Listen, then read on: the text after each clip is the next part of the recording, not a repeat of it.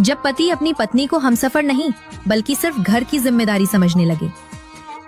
सौरभ अक्सर अपनी पत्नी कविता से कहता था कि ऑफिस में काम का बहुत दबाव है, इसलिए वो उसे कहीं बाहर घुमाने नहीं ले जा सकता। कविता बेचारी सारा दिन घर संभालती और सौरभ की थकान का ख्याल रखती। एक रविवार की दोपहर सौरभ सो रहा था और उसका फोन पास ही टेबल पर रखा था।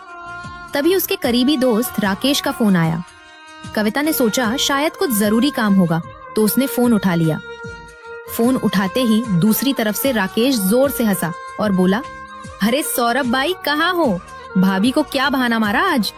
पिछली बार तो तुमने कहा था कि ऑफिस की मीटिंग है और हम सब लोनावाला में पार्टी कर रहे थे। इस बार क्या प्लान है?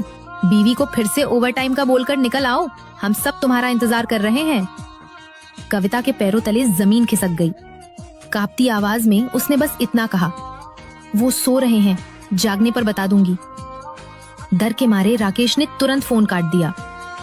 थोड़ी देर बाद सौरभ उठा और मुस्कुराते हुए बोला, कविता आज ऑफिस में एक बहुत जरूरी फाइल पूरी करनी है, मैं शाम को लेट आऊंगा, तुम परेशान मत होना। कविता ने शांत होकर सौरभ को उसका फोन थमाया और कहा, अभी तुम्हारे दोस्त राकेश का फोन आया था।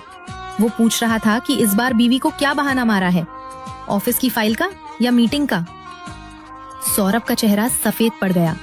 वो हकलाते हुए बोला, वो तो मजाक कर रहा था, तुम उसकी बातों को सीरियसली ले रही हो? कविता की आंखों में आंसू थे पर आवाज में गहरी दृढ़ता। उसने कहा, झूठ बोलना तुम्हारी आदत हो सकती है सौरभ, और अपनों को धोखा देना तुम्हारी फितरत बन चुकी है। जो इंसान अपनी पत्नी को बोझ समझकर उससे बचने के लिए झूठ का सहारा लेता है, वो कभी सच्चा जीवन साथी नहीं हो सकता। तुमने मुझे सिर्फ घर संभालने वाली एक मशीन समझा, जिसे सच जानने का हक तक नहीं। इतना कहते ही कमरे में सन्नाटा छा गया। सौरभ के पास कोई जवाब नहीं था। वो कुछ कहना चाहता था मगर शब्द गले में अटक गए।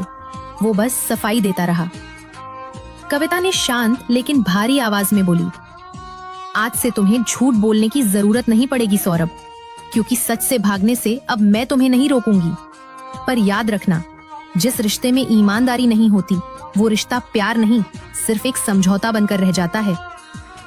सौरभ की आंखों में पछतावे की गहरी छाया थी। उसने टूटती हुई आवाज में कहा, सच कह रहा हूँ कविता, अब कभी तुम्हारा दिल नहीं दुखाऊंगा। मुझसे बहुत बड़ी गलती हो गई, मुझे माफ कर दो।